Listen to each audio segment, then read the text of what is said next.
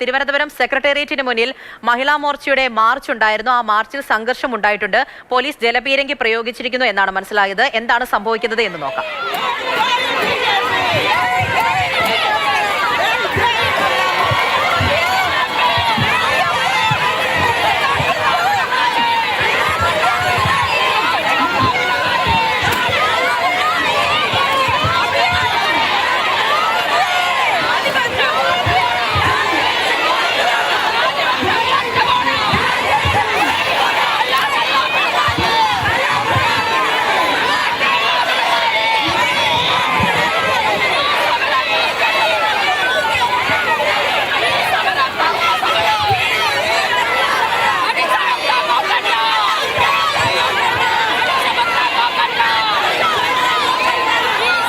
സെക്രട്ടേറിയറ്റിന് മുന്നിൽ മഹിളാ മോർച്ചയുടെ പ്രതിഷേധമാണ്. ശബരിമല സ്വർണ്ണക്കൊള്ള വിഷയവുമായി ബന്ധപ്പെട്ടുള്ള പ്രതിഷേധങ്ങൾ അവസാനിക്കുന്നില്ല.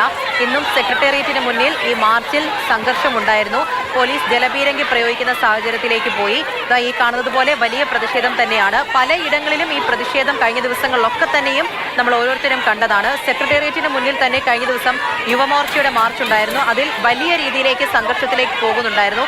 പോലീസ് ലാത്തി വീശിയിട്ടുണ്ടായിരുന്നു. ഇതിന് പിന്നാലെ ഇപ്പോൾ ഇന്ന് മഹിളാ മോർച്ചയുടെ പ്രതിഷേധവും അവിടെ നടക്കുകയാണ്.